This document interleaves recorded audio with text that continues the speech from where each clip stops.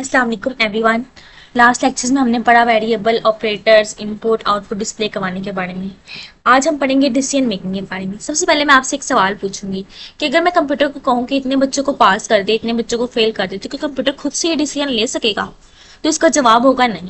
Computer कभी भी खुद से डिसीजन नहीं लेता, हमें उसको बताना पड़ता है कि या इसके ऊपर कंडीशंस लगानी पड़ती हैं, अपने वैल्यूज देख के उनको बताना पड़ता है कि अगर ये काम है तो ये काम ऐसे होगा। सपोज मैं कहती हूँ अगर इसकी एज 18 या 18 से ज़्यादा है तभी ये वोट दे सकता है। सपोज मैं अगली एग्जाम्पल देती हूँ कि आज जो टेम्परेचर अगर 35 से ज़्यादा है, if temperature is greater than 35 then it will be hot today, मतलब आज ज़्यादा गर्मी होगी। ठीक है। और इस तरह सबसे पहले हम जो स्टेटमेंट पढ़ेंगे वो है इफ स्टेटमेंट। इफ क्या कहता है? इफ कहता है कि मैं तब ट्रू होऊंगा, मैं तब स्टेटमेंट प्रिंट करवाऊंगा जब मेरी वैल्यू ट्रू होगी। मतलब इफ तभी रन करेगा जब स्टेटमेंट ट्रू होगी। वो कैसे? कि अगर मैं कहूँ कि एक बंदे की एज ग्रेटर देन एक बंदे की age greater than equal to 18 है तभी वो वोट दे सकता है। लेकिन अगर उसकी एज 16, 17, 15 हो, कम हो, तो क्या डिस्प्ले होगा? इफ स्टेटमेंट डिस्प्ले करवाती है नो आउटपुट। अगर ट्रू है तो कंडीशन स्टेटमेंट प्रिंट होती है, और अगर स्टेटमेंट फॉल्स हो तो हमारे पास नो आउटपुट प्रिंट होती है, कुछ भी प्रिंट नहीं होता। सबसे पहले हम इसका एक फ्लो चार्ट देखते हैं। मैं आपको फ्लो चार्ट पे लेके जाती हूँ। इफ कह रही है कि अगर कंडीशन आपके पास ट्रू है, अगर ये आपकी कंडीशन ट्रू है, मीन टू से आपकी अगर कंडीशन ठीक है, तो मैं एक स्टेटमेंट प्रिंट करवा दूंगी। लेकिन अगर कंडीशन फॉल्स है, अगर कंडीशन फॉल्स है तो कुछ भी प्रिंट नहीं होगा, मतलब कुछ भी नहीं प्रिंट होगा। No output, no output. ठीक है।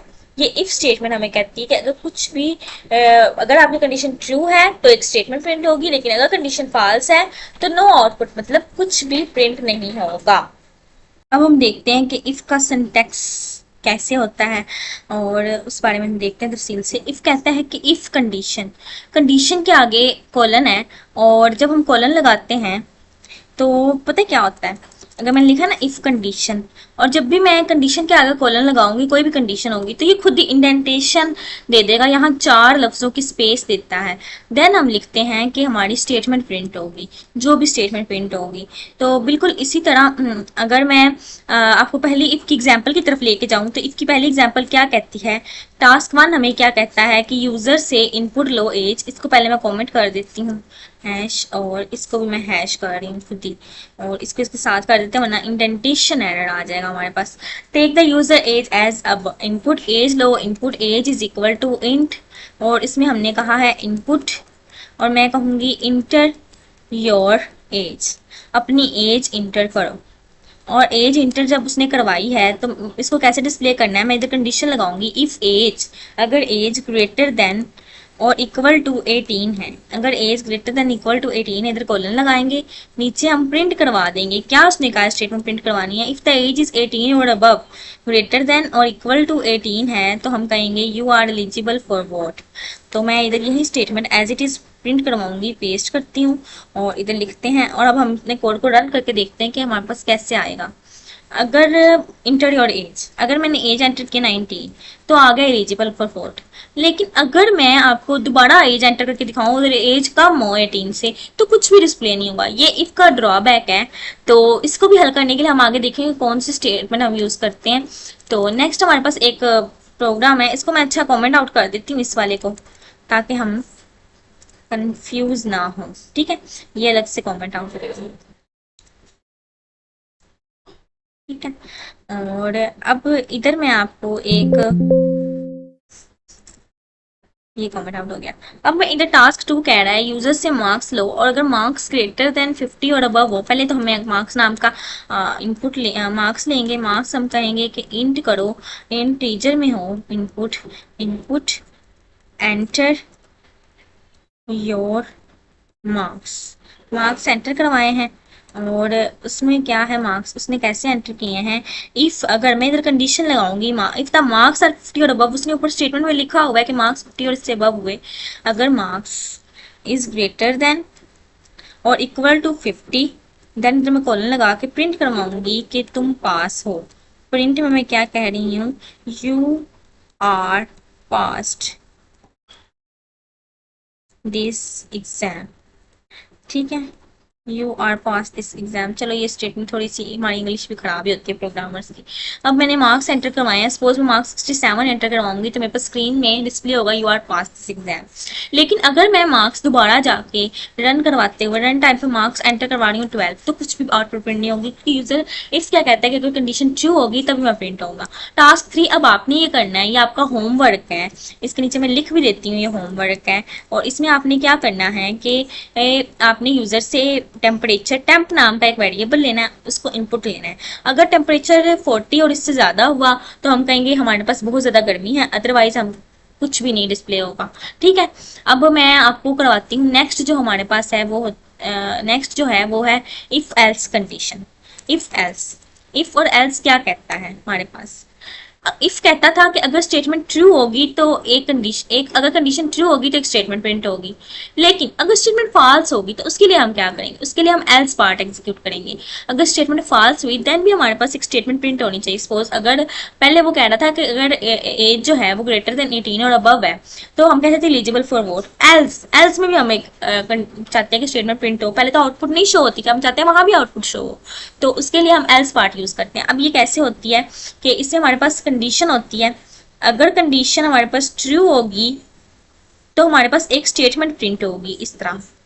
ठीक है, और अगर कंडीशन फॉल्स होगी देन भी एक स्टेटमेंट प्रिंट होगी। अच्छा, ये मैंने थोड़ा और तरीके से फ्लो चार्ट बना दिया, बट ये ट्रू के आगे इस तरह लिखा जाना था क्योंकि हमें पास स्पेस कम थी, और ये फॉल्स के आगे इस तरह लिखा जाना था। ठीक है, इधर स्टेटमेंट आना था। ये फ्लो चार्ट है इसका, इधर स्टेटमेंट लिखा जाना था। ठीक है, मीन टू से कुछ इस तरह के, मैंने इधर कंडीशन लिखी है, इधर ट्रू है, इधर फॉल्स है, तो इधर स्टेटमेंट होगी और इधर भी स्टेटमेंट होगी। अब हम देखते हैं कि इसको कैसे एग्जीक्यूट करना है और इसके बारे में कैसे काम करना है। उसने कहा इफ कंडीशन, अगर कंडीशन होगी तभी भी स्टेटमेंट प्रिंट होगी। इसको मैं पहले कमेंट आउट कर देती हूँ सारी बात को, क्योंकि अगर हम इसको कमेंट कर देंगे तो हमारे लिए आसानी होगी। अब वो कह रहा है यूजर से एज लो, input if the age is 18 और अबव प्रिंट करवाओ। ये तो हमने लास्ट में भी किया ना, तो हम ऐसे करते हैं पीछे वाले कोड को ही ले लेते हैं और दिस एज वाला कोड हम वैसे एज इट इज कॉपी कर लेते हैं। देन मैं आपको एल्स पार्ट अब करवा के दिखाऊंगी सोल्व। अब इधर जब मैं आती हूँ तो मैं इधर प्रिंट करवा रही हूँ, ये सारा पेस्ट कर दूंगी, इधर पेस्ट किया। अच्छा, मैं ना इसको इस तरफ कर रही हूँ ताकि हमारे पास कोई मिस्टेक ना हो। अब मैं कह रही हूँ कि मेरे पास एल्स में भी कुछ प्रिंट होगा। एल्स मुझे क्या कहेगा, एल्स कहेगा कि प्रिंट, प्रिंट करवाओ। उसने कहा इफ द एज इज 18 और अबव। पहले स्टेटमेंट देखते हैं, यूजर से एज इनपुट लो, एज इनपुट ले ली। ठीक है, अब वो कह रहा है एज इज 18 और अबव, एक कंडीशन लगाओ। मैंने एज इज 18 और अबव लगा दिया, इसके नीचे मैंने लिख दिया है एलिजिबल फॉर वोट, तो मैंने same age it is print करवा दिया एलिजिबल फॉर वोट। अदरवाइज एक और स्टेटमेंट प्रिंट होनी चाहिए, वो कहे कि नॉट एलिजिबल फॉर वोट। तो मैं इसके लिए क्या करूंगी, मैं एक एल्स में एक कंडीशन लगाऊंगी बिल्कुल एल्स के नीचे, फिर इफ के नीचे, और इस तरह इधर भी प्रिंट के बिल्कुल नीचे। तो मैं इधर क्या प्रिंट करवाऊंगी कि you are not eligible for vote. इसी को मैं स्टेटमेंट को कॉपी कर लेती हूँ और यहाँ पेस्ट कर देती हूँ कि तुम एलिजिबल नहीं हो वोट के लिए, और इधर मैं ये लगा देती हूँ। अब जब मैं अपना कोड रन करूंगी तो रन करते पहले वो मुझसे पूछ रहा है एज 18, मैं उसको पहले एज बता रही हूँ 9। तो उसने मुझे क्या बताया है, उसने कहा है तुम्हारी एज कम है 18 से, you are not eligible for vote. लेकिन अगर मेरी एज, मैं दोबारा इस प्रोग्राम को रन करके कहती हूँ कि मैं दोबारा 18 एंटर करती हूँ, तो वो मेरे पास और स्टेटमेंट प्रिंट करवा रहा है, वो कह रहा है एलिजिबल फॉर वोट। उसने एक डिसीजन रख दिया ना कि इफ अगर ये काम होगा तो ये होगा, अदरवाइज तुम ये काम करोगी। मतलब इफ तुम्हारी एज ग्रेटर देन 18 है तो तुम एलिजिबल हो, एल्स तुम एलिजिबल नहीं हो। उसके बाद हम नेक्स्ट अब एक प्रोग्राम देखते हैं। पहले हम इसको कॉमेंट आउट कर देते हैं क्योंकि ये मुझे लगता है कि बाद में हमारे लिए मसला हो जाएगा। इधर मैं आके इसको पेस्ट कर देती हूँ, तो ये चीज़ आप ना ही देखो। तो ये टास्क 2 है, इसको हम थोड़ा दूर कर देते हैं अपने से ताकि आप सब कंफ्यूज ना हो। ठीक है, अब हमारे पास टास्क 2 है, ये आपका होमवर्क है। इसमें आपने क्या करना है, लास्ट में मैंने आपको करके दिखाया है कि आपने क्या किया कि मार्क्स लिए और मार्क्स में उसको करवाया कि मार्क्स में उसको क्या प्रिंट करवाया कि अगर उसके मार्क्स 50 से अबव है तो पास प्रिंट करवाया। अब आपने क्या करना है, सेम उसी कोड पे जाना है जिस तरह मैंने यहाँ लिखा था। मार्क्स इंट लिया, input enter your marks, if marks are greater than 50 you are pass this examination. उसके बाद आपने यहाँ एल्स पार्ट में प्रिंट करवा देना है, एल्स लिख के नीचे प्रिंट बिल्कुल इस तरह लिख देना है कि यू आर पे। तो ये सेम वही कोड है, तो मैं इसको नहीं रन करवा रही। तो नेक्स्ट हम देखते हैं कि आउटपुट नेक्स्ट हमें वो क्या कह रहा है। नेक्स्ट हमें कह रहा है कि यूजर से इनपुट लो। अच्छा, ये मैंने यहाँ कोड किया भी हुआ है, चलो छोड़ो इसको।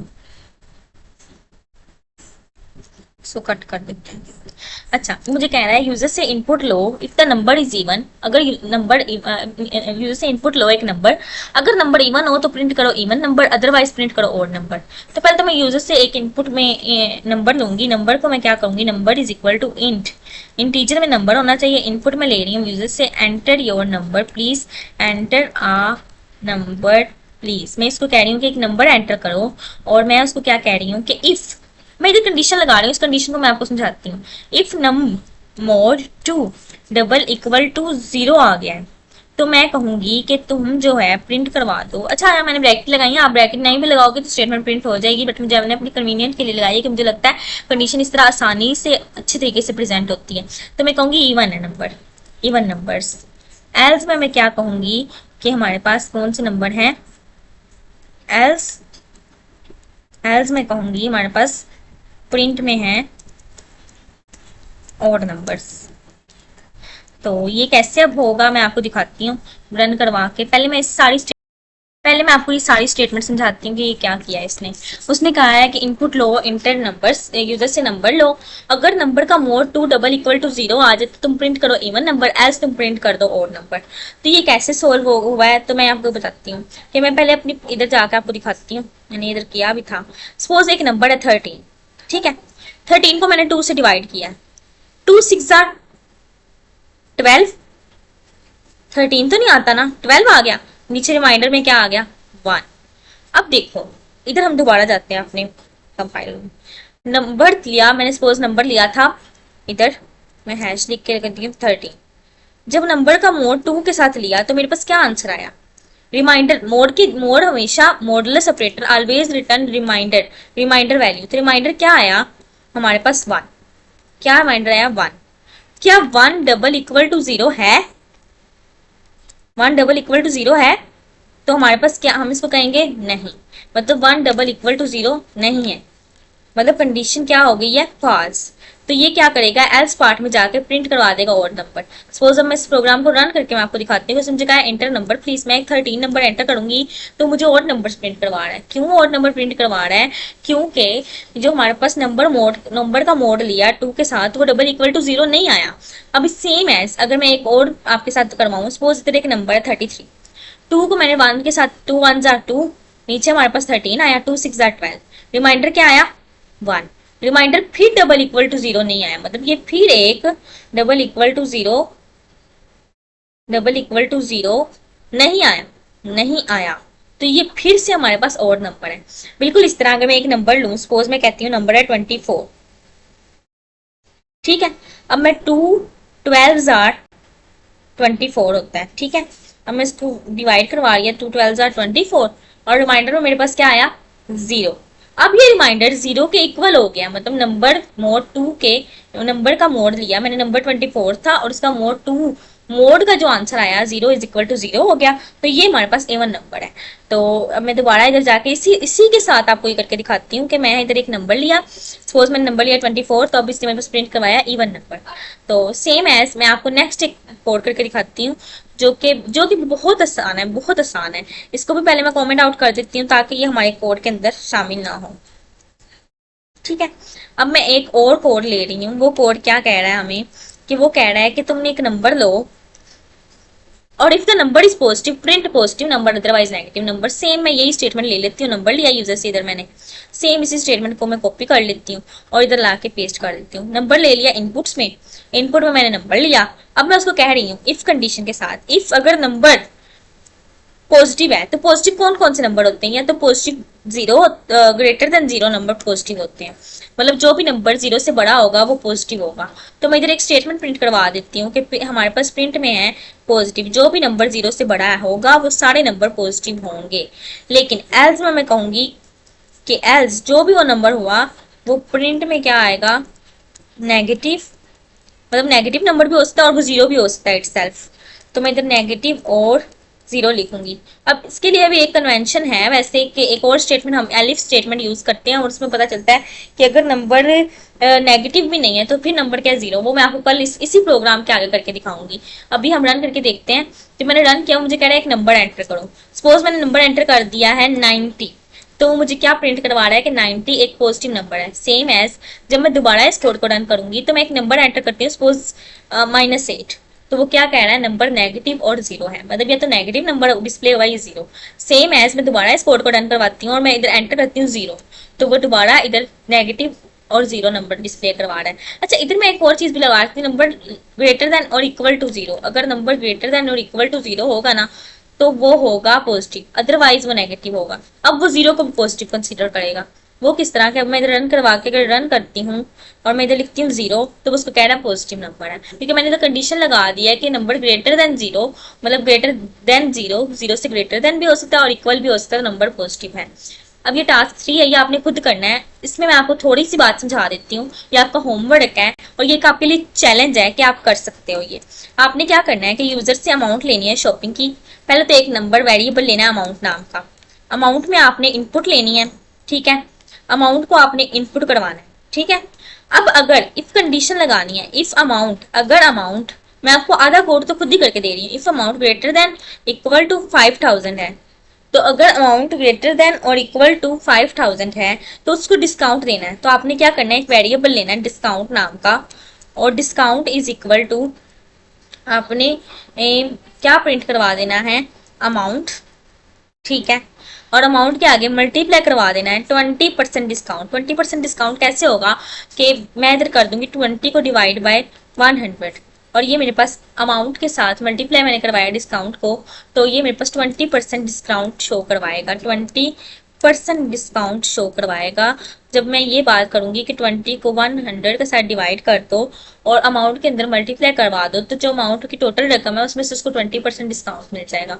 अदरवाइज जो है इसको फिर 20% डिस्काउंट दो, तो वो इधर भी उसने देखो ये लिखा हुआ discount is equal to multiply by 20 divided by 100। Otherwise print करवा दो एल्स में जाके। एल्स में जाके आपने क्या प्रिंट करवाना है, एल्स में आपने प्रिंट करवाना है कि हमारे पास प्रिंट करवा दो नो डिस्काउंट, मतलब कोई डिस्काउंट नहीं। अच्छा, इधर आप एक और स्टेटमेंट प्रिंट करवा सकते हो। प्रिंट करवा के आप कह सकते हो कि discount is, total discount after after discount final amount is. तो इधर फाइनल अमाउंट को आप कैसे प्रिंट करवाओगे कि इसके अंदर आप लिख दोगे डिस्काउंट, तो जिस डिस्काउंट में स्टोर होगा वो फाइनल अमाउंट होगा। मतलब इस स्टेटमेंट के बाद आप इस तरह प्रिंट करवा सकते हो after discount final amount is. और इधर आप अगर एल्स नो, अगर उसने कम की शॉपिंग की तो आप लिख दोगे नो डिस्काउंट। आज के लिए इतना ही। होप सो आप सबको मेरी बात समझ आ गई। ये आपने खुद करना है, वैसे मैंने आपको खुद करके दिखा दिया सारा प्रोग्राम, लेकिन फिर भी आपने ट्राई करनी है कि आप खुद करो, ठीक है। और इसको एक दफा खुद सारे तरीके से लिखना और समझना। आज के लिए इतना ही। अल्लाह हाफिज। नेक्स्ट हम जो पढ़ेंगे वो होगा इफ एलिफ एल्स स्टेटमेंट। मतलब अगर तो अगर नंबर पॉजिटिव नहीं है, नेगेटिव नहीं है, तो नंबर क्या है, जीरो है, तो वो भी एक स्टेटमेंट अलग से प्रिंट होगी। उसके लिए हम एलिफ यूज करते हैं, वो हम नेक्स्ट लेक्चर में देखेंगे।